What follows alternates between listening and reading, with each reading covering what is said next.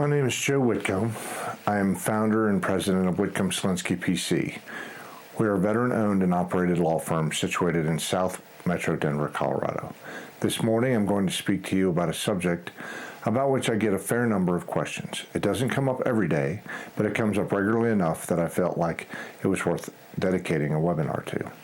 And it's on the issue of mergers and acquisitions and the 12 special legal issues that government contractors have to deal with. Now, as a law firm, we do a good bit of government contracting. Most of our clients are veteran-owned or service-disabled veteran-owned small businesses situated around the country.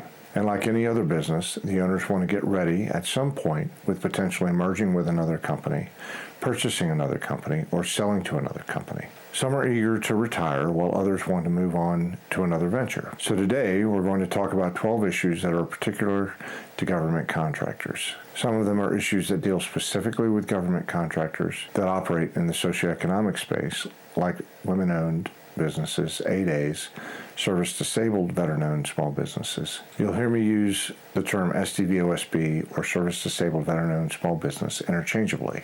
We want to cover those issues today. I hope you find the information informative and useful. The first thing we're going to cover is contractual or regulatory noncompliance. This first point begins with disclosure of any contractual or regulatory noncompliance that predates the transaction that you're currently engaged in, including violations of the False Claims Act. Put simply, this means if you're purchasing a company, you want to know about any infraction that this company may have encountered. It can be something as small and potentially innocuous as a notice to show cause, or a cure notice from a contracting office which could impact past performance ratings in the future. Or it could be something as serious as a False Claims Act violation, a Service Contract Act violation, or violation of Davis-Bacon. As a potential buyer, you need to know about these items as they can obviously impact the company's value after the purchase. For example, these violations could impact the target company's ability to engage in government contracting in the future. Violations of important government regulations could result in debarment. So as a buyer, you want to know about these issues, and as a seller, you need to disclose them. Disclosure of this information will ultimately impact the purchase or selling price of the company. It could also impact that company's ability to do government contracting in the future. The second issue that needs to be disclosed or discovered are any prior suspensions or debarment with the company that you are either purchasing or selling.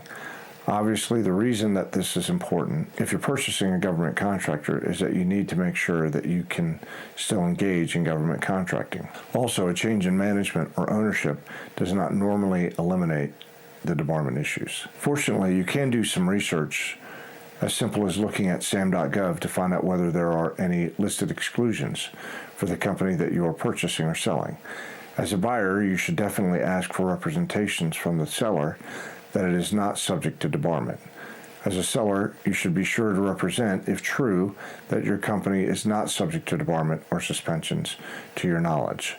Disclosing the possibility of debarment is the only way to inoculate your company from suit in the future if you're the seller. Making sure you ask the question can inoculate you as a buyer from any surprises. If those representations are made and they prove not to be true in the future, then the buyer has some recourse. As a buyer, you may have the ability to claw back some or all of the purchase price or get back some of the money that you have held in escrow, typically referred to as a holdback. The third thing you want to take care to learn about are past performance ratings. If you are the buyer, you want to know about the target company's past performance. This is especially true as it relates to a particular area that you are interested in competing. If the company you are buying is a jack of all trades and your company is interested in a particular industry, you will certainly want to know about any past performance issues as it relates to that NAICS code. If you're selling a company, you don't want to wink at any of those past performance issues or shrug them off as no big deal. It is better to disclose those past performance issues and have the buyer know about them and be at ease with them than to face a lawsuit later about a material misrepresentation about your company's past performance. As a buyer, you will also want to do an analysis of the remaining years and a potential accounts receivable income from existing contracts. Separately, you'll want to know about outstanding proposals that could potentially become new contracts. What you are basically looking for is where is the target company and its performance of option years or base years. If the target company is 4 years into a 5-year contract, that will obviously impact the value of the company you are purchasing. Once those contracts expire, they will be subject to recompetition. As you would expect, there are no guarantees. As our firm has informed many clients, options are options. Those options belong to the government to exercise or not. So be sure you know where those contracts are in the course of performance. Also, make sure you value future options for what they are, options to perform. Be sure to look at accounts receivable on any of the contracts that your target company is performing. Of course, different types of contracts have different levels of security. For example, it's fair to assume that a contractor would be allowed to complete the construction contract that it is performing just as long as the government does not run out of money or the contractor does not fail in its performance. Importantly, you have some ability to affect that as the buyer or as the seller. As a buyer, you also want to know whether or not the target company is being paid on time. Not every government agency pays with the type of regularity that you would hope. So be sure to look to see whether or not the company is struggling to receive payments from the government, whether it's had some difficulty with its invoice submissions, and whether the government is paying on time. Alternatively, look to see if the government might be looking for an excuse to cancel a contract for convenience or for cause. As I mentioned earlier, as a buyer, you also want to know about any outstanding proposals. As a seller, you want to make sure the potential value of any outstanding proposals on contracts that you have not yet won is incorporated into your selling price. The buyer and the seller should be able to incorporate the likelihood of success on those proposals into a contingency portion of the sale price. So make sure you know what proposals have been submitted, what the value of those proposals are, and whether or not you, as the new owner of the company, are going to be able to perform those contracts if they are awarded. The relationships that the selling company has may not always transfer to the buying company. Therefore, your ability to perform those new contracts may be in question. So be sure to have that investigated. It is important to look at the assignment of novation of government contracts from the business that's being purchased. Novation is a big deal, especially if you are buying a company's assets. If you are buying the entire company, meaning all of its shares, then the FAR does not require you to novate contracts.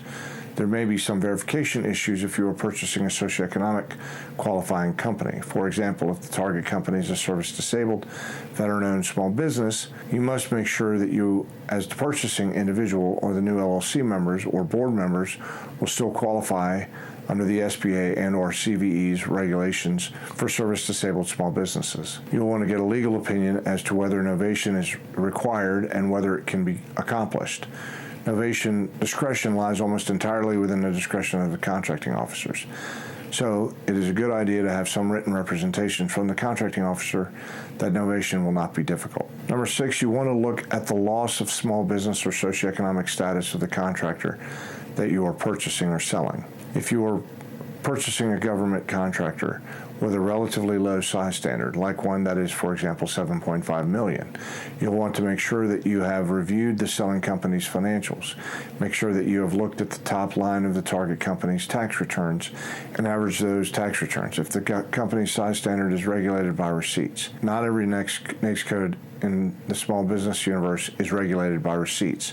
Some of them are regulated by the number of employees, but you want to investigate to make sure that the company you are purchasing is not about to graduate from its size status pursuant to the SBA's rules. Be especially mindful of NAICS codes in which you are interested in competing as a small or socioeconomic business. Importantly, a company may qualify as a small for some NAICS codes, but not all. Be sure that you know where the target company stands in its socioeconomic status and in its small business status.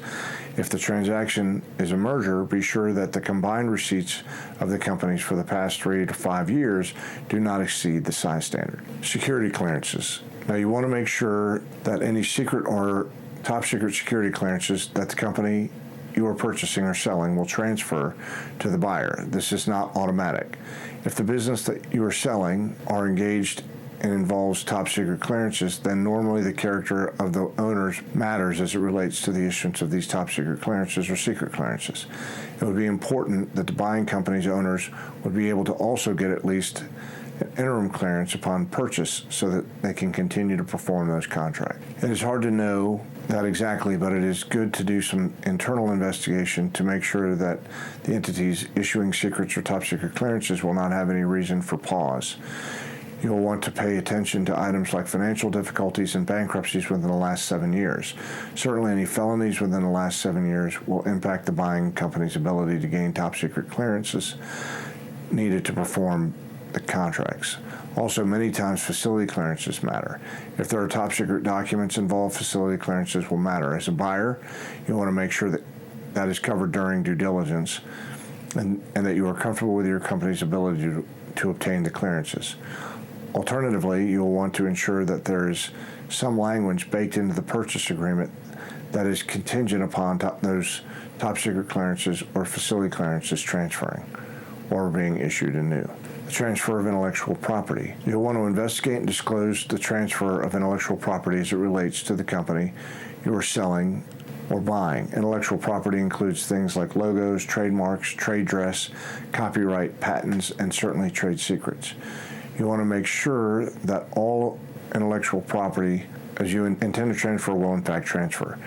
You as the seller may want to hold on to some of your intellectual property. You want to make sure that it is disclosed in your representations and warranties, which is the subject of another video presentation. The buying company will want to make sure that you are getting everything for which you bargained. If there are patents pending, you want to investigate to make sure that those patents have a high likelihood of being issued. The seller should disclose foreign patents and other foreign intellectual property that is registered and ensure that those registrations have been adequately policed. Otherwise, the buyer could be purchasing intellectual property that can be jeopardized soon after the purchase. Conflicts of interest. You'll want to investigate conflicts of interest as it relates to the purchasing or selling company's ability, especially as it relates to government contracts. The selling company could have an institutional conflict of interest which could impede the buying company's ability to compete for contracts in the future. If, for example, the seller had a big hand in negotiating or formulating of the RFP, that fact could negatively impact its ability to compete for that contract again in the future. So, as a buyer, look out for any sort of institutional conflicts of interest that could preclude the selling company's ability to compete again in the future on contracts that it is performing. Federal supply schedules.